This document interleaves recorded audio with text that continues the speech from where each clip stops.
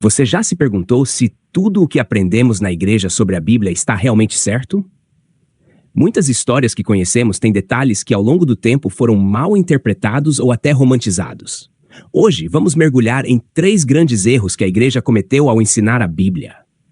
Será que Jonas foi mesmo engolido por uma baleia? E quanto aos famosos 3 reis magos, eles realmente eram reis? Ah, e a maçã de Adão e Eva? Será que era mesmo uma maçã? Se você ama desmistificar histórias bíblicas e entender o que a Bíblia realmente diz, esse vídeo é para você. Então já se inscreve no canal, ativa o sininho para não perder nenhum conteúdo novo e deixa o seu like para ajudar o canal a crescer.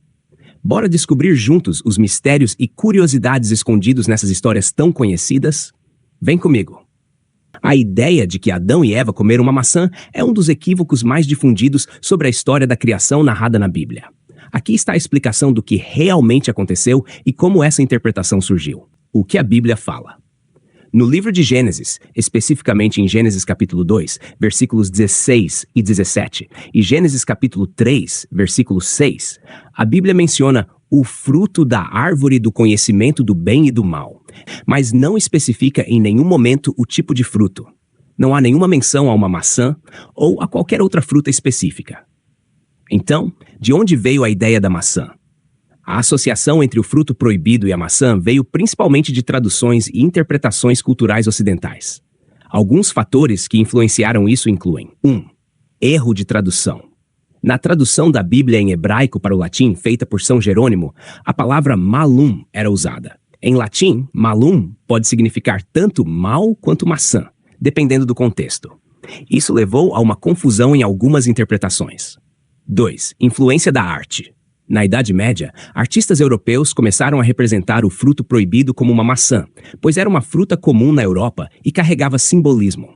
A maçã, cortada ao meio, revela um formato de estrela, pentagrama, com suas sementes, o que em tradições pagãs estava associado ao conhecimento ou à tentação. 3. Simplicidade na narrativa. A maçã se tornou uma escolha prática para contar a história, já que é uma fruta reconhecida e fácil de identificar, facilitando a disseminação da narrativa no imaginário popular. Mas qual fruto realmente era? Não temos como saber ao certo. Algumas interpretações sugerem que o fruto proibido pode ter sido apenas simbólico, representando desobediência, livre-arbítrio ou o desejo humano de desafiar limites. Outras especulações indicam que poderia ter sido uma figueira, baseado no livro de Gênesis, capítulo 3, versículo 7, que menciona folhas de figueira, ou outro tipo de fruta nativa do Oriente Médio, como a romã. Conclusão. A Bíblia nunca afirmou que o fruto proibido era uma maçã. Essa associação foi construída por fatores culturais, artísticos e linguísticos ao longo dos séculos. A narrativa original destaca a desobediência de Adão e Eva como o foco principal da história, não o tipo de fruto em si. A ideia dos 3 reis magos é um conceito amplamente difundido em torno do nascimento de Jesus, mas há muitos aspectos dessa narrativa que são ensinados de maneira errada, pois a Bíblia não menciona nem quantos eram, muito menos seus nomes. O que a Bíblia realmente diz sobre isso? A história dos magos é encontrada em Mateus, capítulo 2, dos versículos 1 ao 12.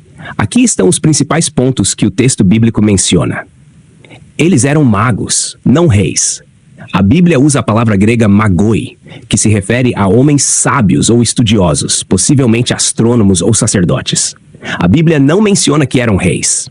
O número deles também não é especificado. Mateus não diz quantos magos visitaram Jesus. O número 3 foi deduzido com base nos 3 presentes que eles levaram a Jesus: ouro, incenso e mirra. Mas poderiam ter sido mais ou menos magos. Outro ponto equivocado: eles não chegaram na noite em que Jesus nasceu.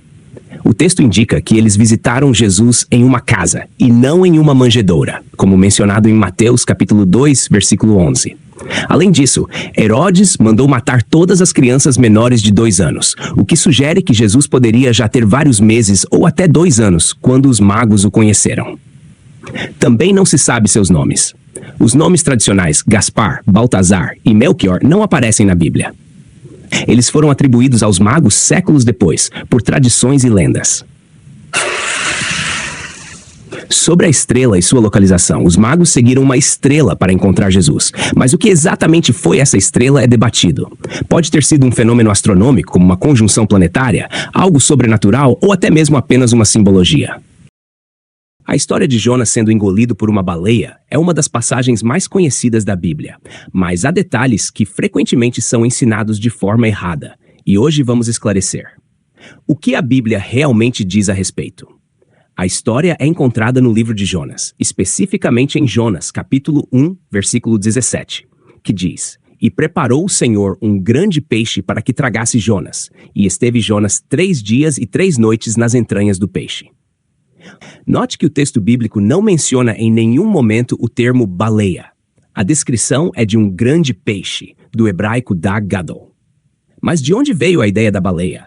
De traduções antigas.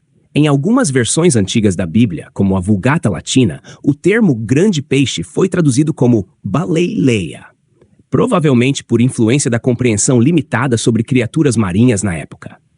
Da cultura popular.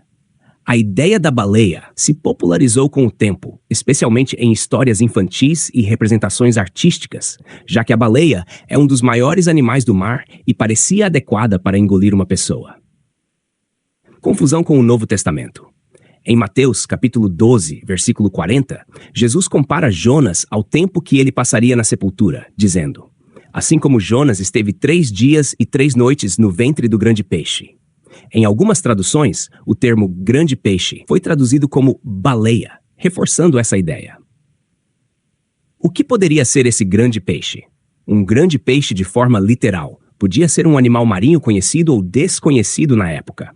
Algumas espécies, como o tubarão-baleia ou o cachalote, são grandes o suficiente para engolir uma pessoa. Um evento sobrenatural. Muitos estudiosos e teólogos sugerem que o grande peixe foi preparado milagrosamente por Deus, sendo um evento extraordinário que não precisa se encaixar na ciência natural. Simbolismo ou narrativa parabólica. Alguns veem a história como uma narrativa simbólica, para ensinar lições espirituais, como arrependimento e obediência, ao invés de um relato literal. O que realmente importa na história? O foco da história não é tanto o tipo de animal que engoliu Jonas, mas o que essa experiência representou. Arrependimento.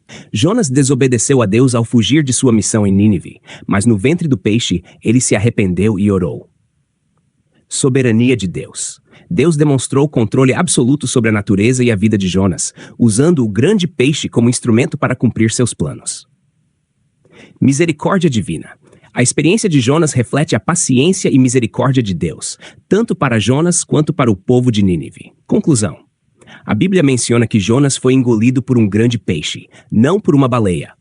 A confusão vem de traduções antigas e da cultura popular. O ponto principal da história é a lição espiritual sobre arrependimento, obediência e a misericórdia de Deus, mais do que a identificação do animal em si.